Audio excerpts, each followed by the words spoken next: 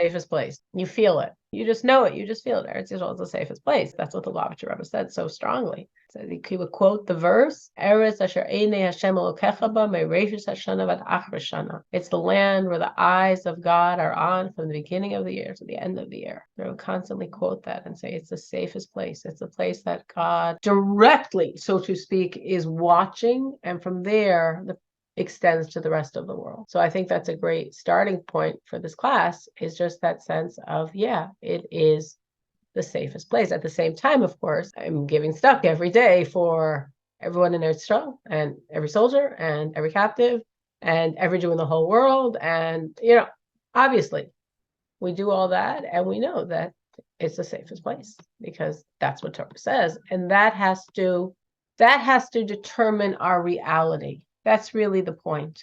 It's almost like this is our test now. Does Torah determine your reality or not? Torah determines your reality. Eretz Yisrael is the safest place in the world. Every single Jew is God's only child. That's true. That's eternal. It doesn't make sense what we did or didn't do right or wrong. Every single Jew is God's only child, and Eretz Yisrael is the place that God is watching with an extra protection more than any other place in the entire world. And if Torah is determining my reality, then those are the truths. I work within that framework, but I know that's the framework of my reality, which is why we're saying Tehillim, and we're saying more Tehillim, and we're giving charity, and we're giving more charity, and we're saying more Tehillim, and we're giving more charity. Why? Because we know Torah determines reality, and this is our arsenal. This is our real arsenal, as I've tried to say many times in all the wars in Israel, that we focus on the spiritual arsenal. And that spiritual arsenal enables the IDF, Tzahal, to, create the physical miracles. But it's coming from our spiritual arsenal. So I wanted to do like a little historical survey, so to speak, of so many times, which was through the Rebbe and through the Rebbe's guidance, we saw this idea for us to know that this is true, and it's always true, and it's the truth now. So I'm not going to cover all of Israel's history and wars and what spiritually happened. I'm just going to highlight a few things that I think are just so in your face powerful. So I guess, starting with 1967 and the 6-Day War, the 6-Day War, that was the advent of the first of what Chabad calls mitzayim, which means campaigns to go out and conquer the world for God. And the first campaign was the Tefillin campaign. And the Tefillin campaign started with the 6-Day War. And the Rebbe said many times, tell this Jew that by him putting on Tefillin here outside Israel, he's protecting a soldier in Israel. And the Rebbe quoted this verse and the saying of our sages. It says that referring to the commandment of Tefillin, when the Jew is wearing Tefillin, the Yaru mipanecha, the nations will fear you. They'll say, the sages explain this. Again, the innovation of the Rebbe was not the verse and not the commentary on the verse. That's classical. The Rebbe applied it now to the reality going on in Israel in 1967.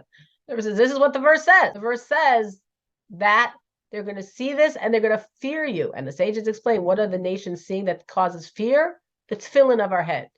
When the nations see Jews wearing the tefillin on the head, the phylacteries, this will create fear in them, and they will run from you, as the verse says. They'll fear you, and they will run from you.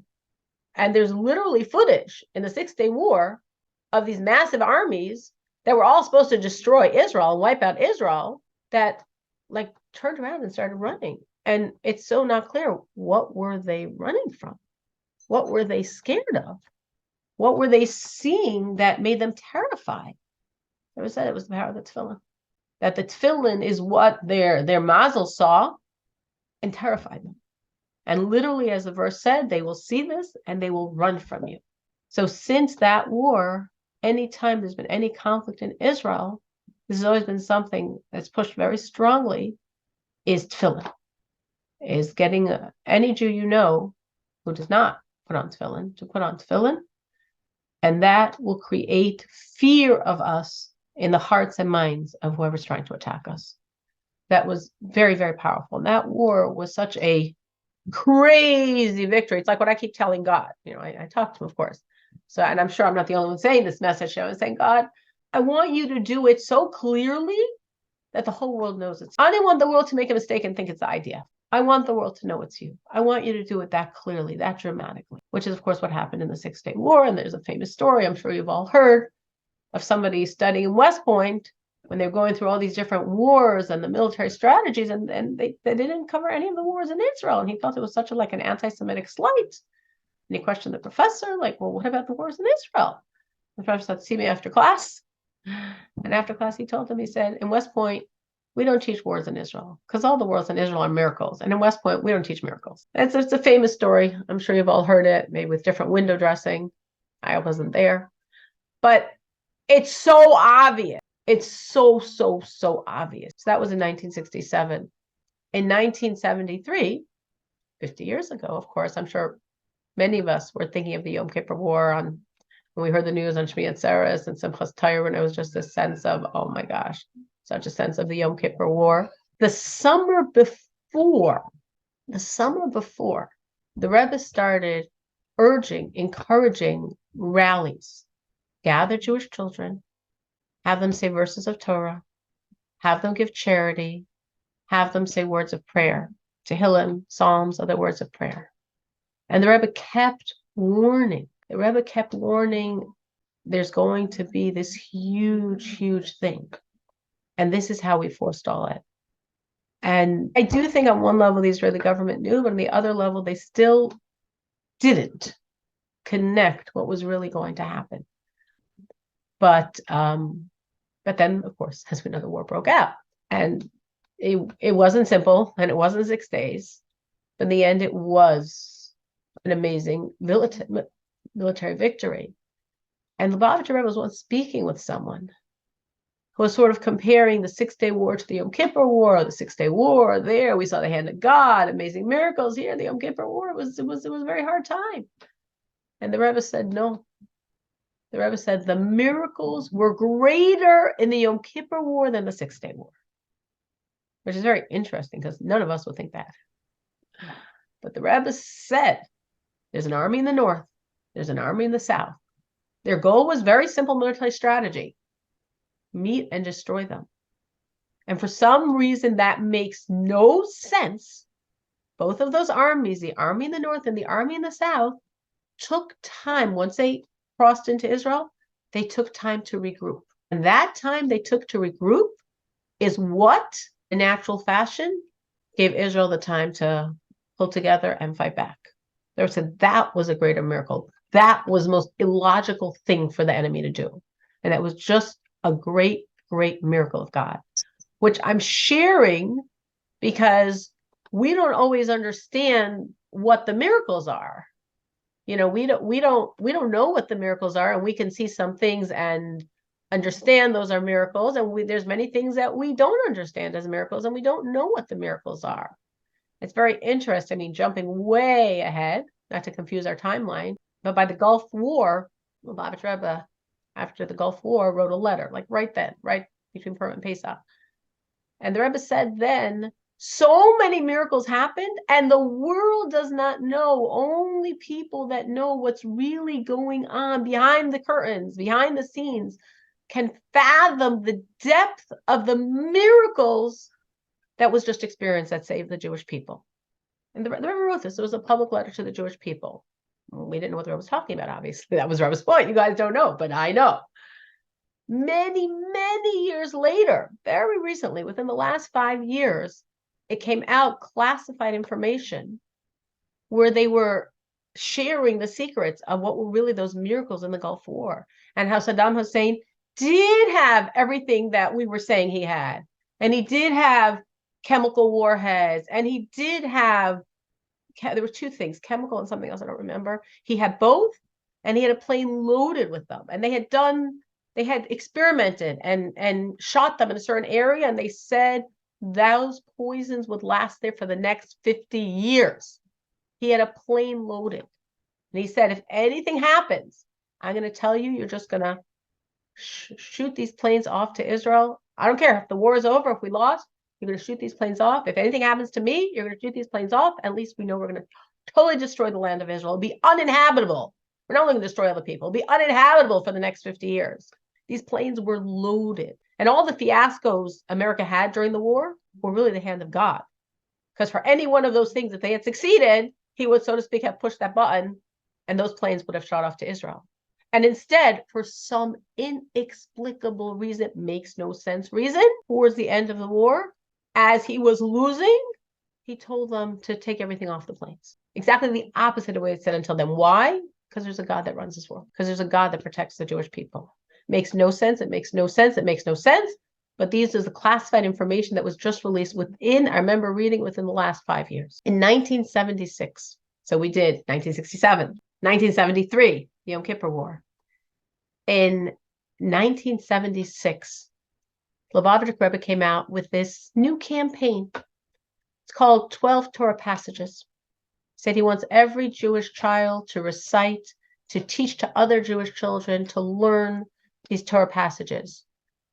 Within 2 weeks of the Rebbe coming out with the Torah passages was when the hostages were taken to Entebbe.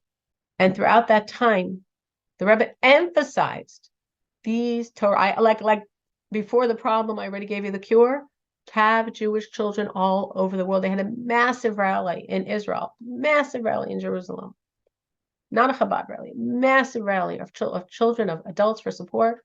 Have them, they said, the 12 Torah passages. The other thing the Rebbe said then, which I keep wondering now, but I don't know how to do it besides to wonder, is the Rebbe said to check the mezuzahs of every one of the hostages. Now, obviously, quite a number were not religious and didn't have mezuzahs. And others were ultra-religious. Every single one that had a mezuzah, that was a hostage, the mezuzah wasn't kosher. And obviously there's this whole campaign then to put up mezuzahs and to have children say the 12 Torah passages. The Rebbe came out with a letter then. I think it was right after Entebbe, or it was during or right after. The Rebbe said, when a Jew puts on a mezuzah anywhere in the world, it protects Jews all over the world. So I think that's something very, very, very powerful now. We know mezuzahs are our security system. And I know actually I was saying this to my children, then one of my children showed me tonight, there's something that they are saying, send mezuzahs to people in Israel to protect them. But you don't have to send a mezuzah to someone in Israel. You can speak to your Jewish friends and neighbors and relatives that don't have mezuzahs, only have maybe one mezuzah on their front door. Ask them to put on a mezuzah to protect a soldier in Israel, to protect a settlement in Israel, to protect the Jewish people from what Hamas wants to do to all of us. It's literally the protection system of the Jewish people. And literally, the Lubavitcher Rebbe wrote, it protects all Jews, not just protecting you, which of course it is, protecting all Jews. Saying, I don't know anyone. If your mezuzahs weren't checked within the year, get your mezuzahs checked. If your mezuzahs were checked, try to think of someone you know that doesn't have a mezuzah and convince them. Just like if you go to a Jew now and you say, you're putting on tefillin, can protect a soldier in Israel. Put on tefillin, protect a soldier in Israel. You're putting on this mezuzah, your dear, can protect a settlement in Israel. You have the power to protect a settlement. Put up a mezuzah, you can protect not just your own family. You protect a settlement in Israel. This protects you if you're in your house, if you're not in your house, your children, wherever they are. This can protect Jews all over the world. That was in 1976. In 1981, the Rebbe came out with a new campaign. In 1981, the Rebbe came out with a campaign of writing Torah scrolls, that every letter in the scroll is purchased by a Jewish child for the same amount of money, $1. They spoke about this idea of Torah and protection and Jewish people and unity. And this was in 1981, in the spring of 81. And the Rebbe kept pushing it like really hard. He kept saying, get Jewish children all over the world to do this. And the Rebbe said, there's a madman in the world. And that madman has a button. And that madman will press that button. That madman wants to destroy the world. We need these Torah scrolls to protect the world from that madman. So the Rebbe was pushing intently. And then Lag BaOmer is a traditional day for Jewish unity, Jewish pride, and Jewish children. And in Chabad, we always make this massive parade, like, a little bit of Chicago. It's massive in New York. And Jewish children from all over the New York area come. And the Rebbe spoke so strongly. There's a madman that wants to destroy the world. And Jewish children can save the world from that madman. And every Jewish child, and the Rebbe said, from now until Shavuos. Shavuos is, of course, a day of Jewish children. It's the day when the children were our guarantors, and in that merit we got the Torah. And Lag BaOmer is a day of Jewish pride, Jewish unity, and Jewish children. So the Rebbe said, from now until Shavuos, we have to get every Jewish child we can to get this letter on the Sefer Torah. That year, Erev Shavuos, the 5th of Sivan, 1981, Israel did a mission that made no sense, that was impossible. They flew to Iraq and they bombed that nuclear reactor. And they so much destroyed it, it put them years back from what they were trying to do. Now, that mission made no sense. And when it happened, just like if you want to go backwards to Entebbe, when Entebbe happened, it was this sense of like, yay, IDF, whoa, we're so great, yeah, Yasher Koyach, they didn't say Yasher Koyach, but they said that whatever the Israeli version of that was like, IDF, you're awesome. No, it's not that the IDF was awesome. The IDF were God's tools to do something awesome. But the IDF did with the Entebbe raid was impossible. It was impossible. It wasn't awesome. It was impossible. As we all saw as Americans, many years later, when the Iranian government took the people in the U.S. embassy hostage, and America had months to plan this raid, and limitless equipment, limitless technology, limitless money at their disposal, as I'm sure we all remember, the mission failed miserably. And Israel, in a few hours, managed to do something that was impossible because there's a God. It was impossible, but there's a God. So we have, thank God, the IDF as a tool to do things that are impossible. And the same thing was here. When that nuclear reactor was bombed, it was mission impossible. None of those pilots thought they were going to ever come back alive. The hope was they would destroy the reactor before they were killed. To come back alive was impossible. To get to the reactor was impossible. They're flying. Obviously, they're not like letting the reactor be like a public, tourist attraction. Obviously, they have radars all over. Okay, so they're flying low to go under the radar. Still, come on. They have surveillance. They have everything. How in the world did the planes make it? How in the world did the planes destroy it? And how in the world did the pilots come back? Because there's a God. It's interesting. My son, Avram, is very into this specific issue of a letter in the Sefer Torah, which originally, as I'm saying, started with children, then expanded to also Torah scrolls for adults. So there's still a special emphasis on the Torah scrolls for children. And my son goes every night, Sunday night, Monday night, Tuesday night, Wednesday, Thursday night, and when El flies Saturday night, he works full time. He's a Rebbe, and he goes 5 or 6 nights a week by the times of the El flights in JFK. If you're ever there, JFK, you're going to see him, to sign up people to get, usually children, these letters. He's very passionate about this. He's been doing this for 2 years. Now, in JFK, you don't generally have families and children. You have soldiers. Every night, you have planes going out full of reservists, full of soldiers. So this was just a personal story that happened last night, just like a little personal nachas note, but I'm sharing it for the point. I got a call today from a cousin of mine who said, you don't have to remember the whole family genealogy here, but last night, a cousin of hers, or a child of a cousin of hers, she's a single woman, she's 30, and she's a general in Israel. And I was very impressed. You could be 30, a woman, and be a general in Israel. And she was in America. Her family's in America. And she obviously got called up, and she, and they took her to the IHL, her whole family, She had like 20 people escorted her to this airport. They know it's not going to be easy. And here she is in the airport. And here she is feeling the weight of what she's going to do and what her responsibilities will be and what awaits her when the plane lands in Israel. And here there's this booth of someone saying, you're a soldier. I have something for your protection. Would you like to purchase a letter in a Sefer Torah being written to create protection for you and all the Jews in the world? She was so happy. She was so touched. And she said to her family, now I'm going on this plane and I feel confident. I feel confident. I feel secure. I feel protected.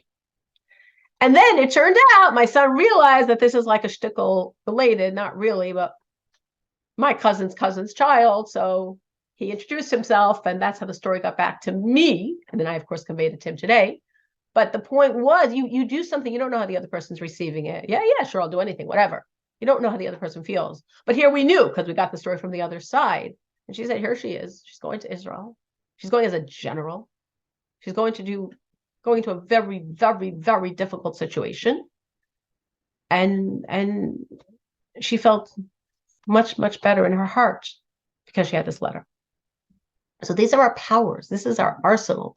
This is our spiritual arsenal that will help and enable all the brave soldiers to create miracles that have nothing to do with soldiers because they don't make any sense. The verse says, "Im b'chukosai telechu," if you will go in my statutes. And then God gives us various promises of blessings. It says, I will bring peace to the land. No one will be scared. The Bible focused on these words very strongly. If you will go in my statutes. The word if, our sages tell us, that word in Hebrew is a language of pleading. God is pleading with us. Please, please, please, please go in my statutes. Follow my laws. Study more Torah. Do an extra commandment. Do a commandment better. Get another Jew to do a commandment, because God says, I want to fulfill this verse. I will bring peace to the land. You will walk. You will not be scared. No one needs to be scared. Please go in my statutes. Go in my statutes. So we have a lot of weapons, and of course we're human, so we cry a lot. I mean, I cry a lot because I'm human. And then I think, and I know that God wants me to pull out from here joy. And I was New York. I had merited to be in New York from Monday of Chol Hamoed for the entire Sukkot. And at this point in Crown Heights in New York, the person you see is more likely going to be Israeli than American. 2 busloads of reservists left Saturday night, Leil Simchas Torah. And of course, many more busloads left Motzei Simchas Torah. So it's swarming with Israelis. So many Israelis come for the holidays to be in 770. And the energy, and I heard right away, I heard in the morning, and obviously, here these soldiers are being called, and everybody's asking questions. Can you call your family? Can you this? Can you that? And it was such a sense of like, we've got to be more joyous, because the joy we create here will be saving Klal Yisrael, be saving the Jewish people there. That night of Simchas Torah, I was standing for the Hakafos next to a girl from Sderot, and she said, so this is Saturday night, Simchas Torah, and the rabbis gave a heter that they could call their families, even though they were keeping 2 days Yontiv, but whatever, all the various reasons they were allowed to call their families. She said, I don't want to call my family. I'm waiting until after the holiday. She said, all I want to do now is focus on creating joy. That this joy I'm going to create is going to protect my family. Literally, she's from Sderot. I was with her that whole night. And literally, this is what she was doing. And I saw this the whole time I was there. The next morning, Simchas Torah by day, there was a woman who wrote behind me. She said 4 of her sons are professional army in Israel. There's 4 sons. They're not reservists. They're not 3 years. They're professional army. So all 4 already are, I was sitting next to a woman the whole time at the end of a very long day of what happens there. As we were leaving, she whispered, she said, please pray for my son. She said his name. She said, he's just called up. So this is the reality. These women, 4 sons, 1 son, a family, and their whole focus, I was with them. I'm not talking about something I saw. I was with them. The whole focus was, we got to be happier. We've got to dance.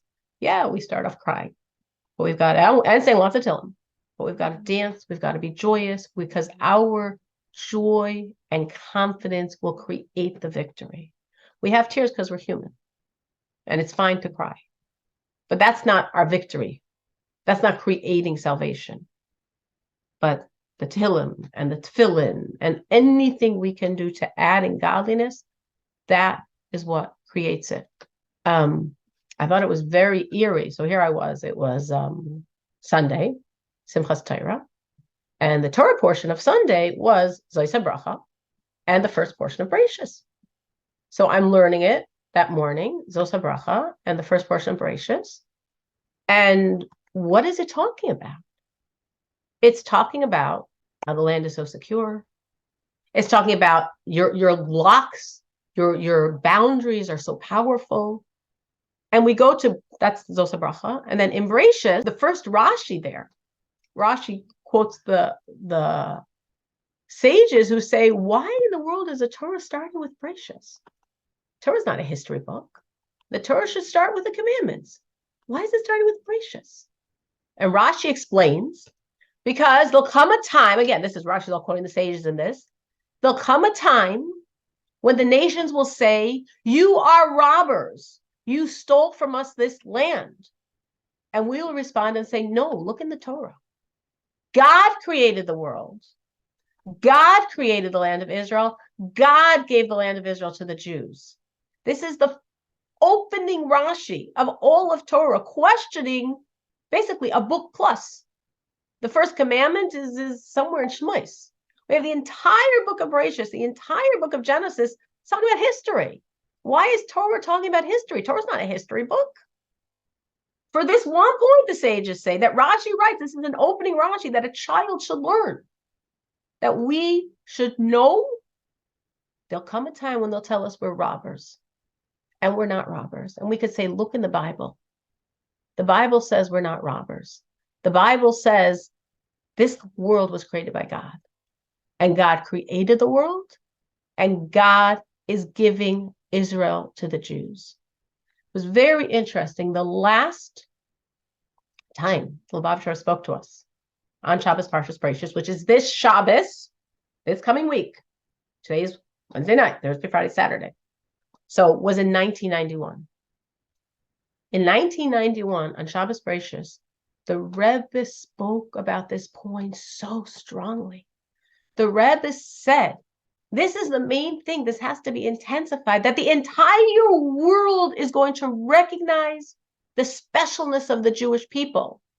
As it says, the opening verse of Torah, Bereshis bara Elokim es hashamayim ve'es haaretz, which most people mistranslate to say in the beginning, God created heaven and earth. But Bereshis doesn't mean in the beginning. In the beginning, in Hebrew, will be Barishoina, bara Elokim hashamayim ve'aretz. That sounds weird to us, because that's not the verse. But Bereshis doesn't mean in the beginning. So what's this funny word Bereshis? So again, Rashi explains, what's the word Bereshis? Bereshis means Beis Rashis. Beis means two. Beis Rashis. For two firsts, God created heaven and earth. What are God's two firsts? For Torah and for the Jewish people. So Bereshis, for the sake of the Jewish people, God created heaven and earth. The Rebbe says the entire world is going to recognize this. For the sake of the Jewish people, God created heaven and earth.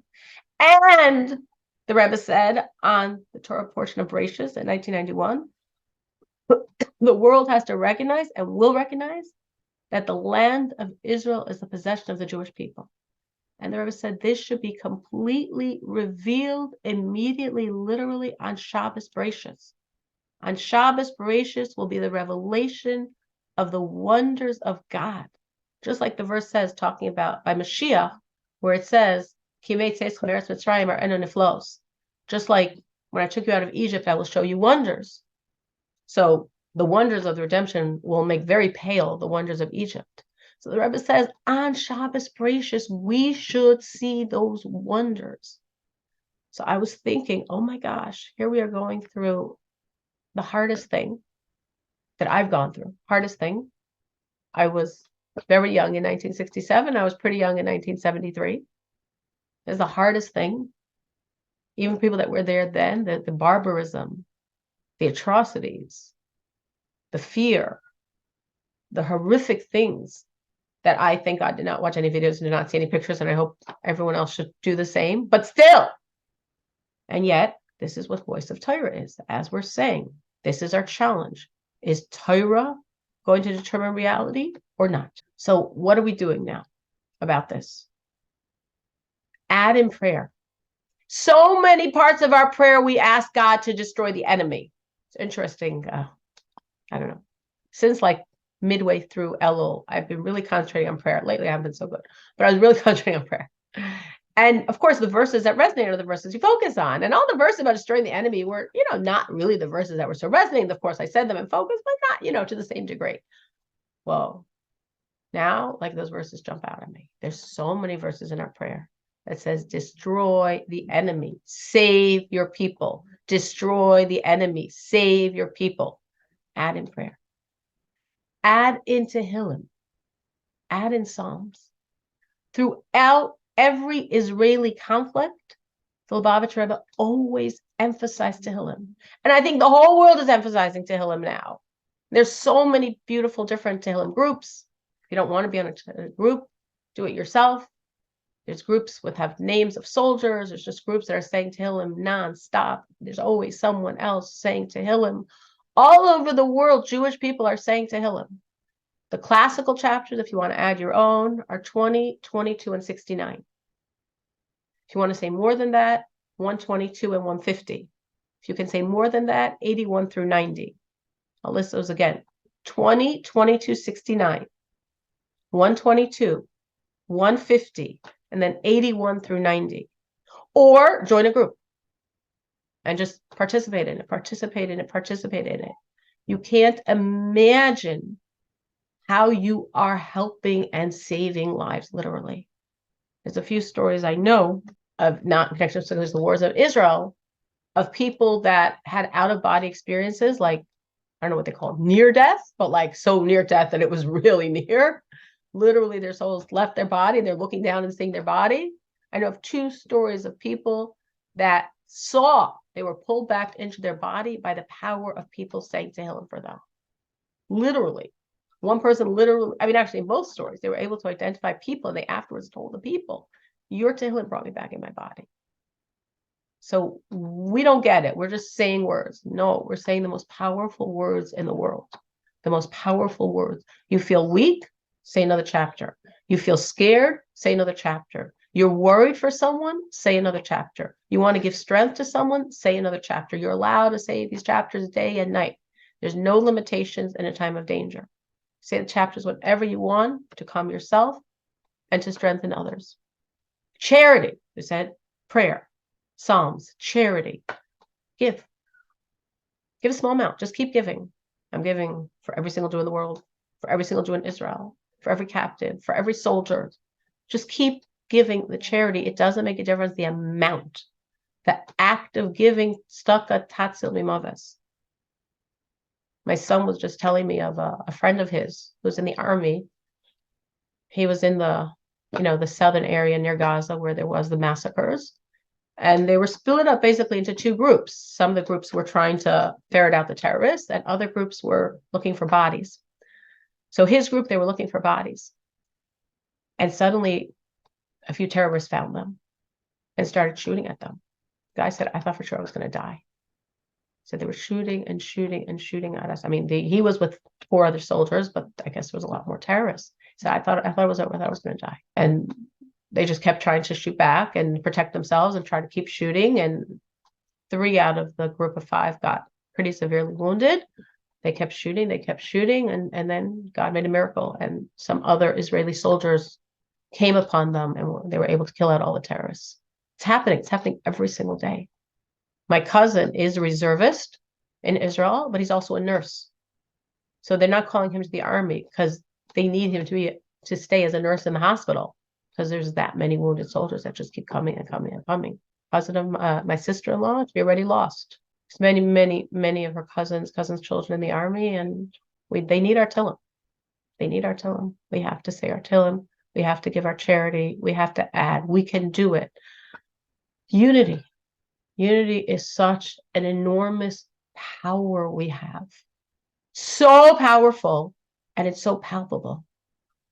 When I was walking the streets, I was still in New York on Monday morning, and I met, someone I know, and she said, when I walk the streets now, New York, it's not like Chicago. New York can be pretty cold. She said, when I'm walking the streets, I feel this warmth between me and every other person on the streets. We're all in this together. We're all one. And that's so strong. I mean, I'm sure you've seen the same way I've seen, that not kosher restaurant in Tel Aviv that kosher to be able to give kosher food to the refugees. So many people trying to make tzitzis for the soldiers. And this picture, I'm sure you all saw it, of this man that wanted to give food to the soldiers. He said, I don't want food. Can I have your tzitzis? They took a picture together, and the soldier said, I'm going to survive this war. We're going to come back. I'm going to take another picture. It's unbelievable. It's unbelievable. I don't know how much you were following what was going on before in Israel, which was, pretty nasty conflicts. And one of the things that was happening then was that a number of people were saying very, very strongly, we will not go to your war. If there's a war, if you're going to fight against the Arabs, you're going to call us, we're not coming. We're on strike. And somebody very high in the reservist army said, a lot of pilots were in this group, we're not coming. Every single one came. Every single one that called up came. The country's united like it's never been, and the Jewish people at this moment are united like we have never been. And do not underestimate that power. That unity should be enough. We shouldn't even need the Tehillim and the charity and the prayer. That unity should be enough to create such miracles that the whole world recognizes God. I also feel a lot of unity with a lot of non-Jews. Obviously not everyone, but as Yael was sharing before, and I saw many different places, I'm connected to many Noachis. Well, of course, they're very supportive, but they're sharing with me from other people. And in a very unusual way, many, many people in the non-Jewish world, including people that are getting a lot of flack for it, are very, very, very supportive. And if you saw what Nick Haley said, it was so true. Of course, we know it, but it was so true for her to say it. Jewish people are blessed and Israel's blessed. Nothing can destroy that. I saw that from many other non-Jews as well. Maybe not as prominent as her, but they know. So it's a unity within the world. It's a unity within the Jewish people. And trust. What is trust? We know there's an expression, think positive and it will be positive. Trach gut wird sein gut. Positive thought creates a positive reality. What does this mean? So I heard an interesting explanation recently on this. In many situations in the world, there's both options. There's potential good outcome. There's potential not good outcome. But we have a choice. Our choice is, what are we going to focus on? What am I going to focus on? Am I going to focus on the potential terrifying outcome? Am I going to focus on the potential miraculous outcome? That is my choice. And whatever I choose to focus on, that is what I am manifesting. That is what I'm strengthening. That's what I'm creating. The land of Israel, Eretz Yisrael, is the safest place in the world. It's the safest place in the world. As I shared with you my husband's story by the Gulf War, where he said, oh, I was scared, so I came to Israel because that's a safe place. Yes, it sounded like a joke. It was cute. It was very strengthening. It was very true. And we have the choice. Positive thoughts create positive reality. Am I going to focus on this? Am I going to focus on this? Which one am I going to manifest? Which one am I going to strengthen? Which reality am I choosing to create? We want to take our confidence, our belief in God that Torah creates reality, and we want to create the ultimate amazing victory on such a level. Like I said to God today, I can't even tell you what to do. Usually I try to tell you what to do. I can't even tell you what to do. Situation is beyond my pay grade. But I want you to do such miracles that your name should stop being disgraced.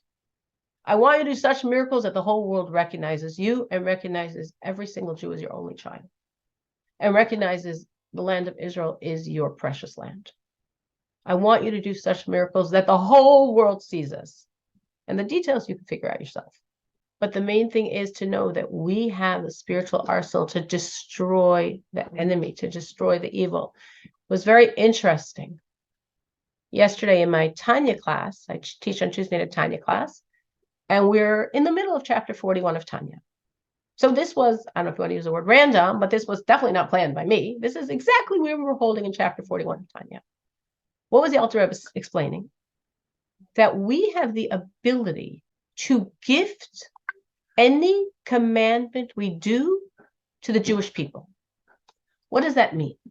What that means is when you do a commandment, obviously many, many things happen, and you're elevating the physical, and you're bringing down godliness, and this is good for God and good for redemption, and many wonderful things happen. But a primary component of a commandment is bringing down the godliness to you. But the Alter Rebbe writes in Tanya, chapter 41, which is exactly where we were up to yesterday in my class, that we shouldn't forget about the Jewish people. And we could choose any time we study any Torah or do any commandment to tell God, this commandment is not for me. This commandment is for the Jewish people. And instead of the energy and blessings and spirituality of that commandment going to you, it goes to the source of souls of all the Jewish people. That in the source of all of our souls is one source. And the commandment, the energy will go there. And from there, it will trickle down to every single Jew. So in a sense, you're doing spiritual self-sacrifice because, hey, you want the benefit from the commandment. But God's giving you the most unbelievable power. Anytime you want. Imagine if you're giving charity and saying, God, I don't want you to view it like I just did this commandment. I want this commandment of charity to be the Jewish people's. I want this chapter of Psalms to be the Jewish people's. I want this extra act of kindness I'm doing to be the Jewish people's. Literally, and you're not going to gain any more than any other Jew in the world. But every single Jew in the world will benefit from that commandment. There's a lot of Jews out there that don't know and aren't doing because they don't know. But you could do the commandment and say to God, this isn't for me. This is for world Jewry. And literally, the energy of the commandment, instead of going to you, will go to world Jewry. That's an unbelievable power we can tap in whenever we want. Whenever we want. And I think what we're understanding is we have a lot of tools. We have a lot of power. And obviously, what terrorists want to do is create terror. And terror is a sense of helplessness, hopelessness, fear, powerlessness. I just made up that word probably. Powerless. That we're powerless. That we're victims. Don't be fooled. We're not powerless. We have so much power. We have so much power.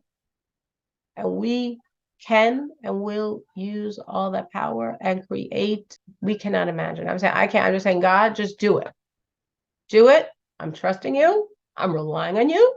We need you. And you got all your children united. So that should be enough of a merit. We don't need to go into any more details. And I'm going to add in Psalms, add in prayer, add in charity, add in confidence, add in any other commandments I can. God, just do it.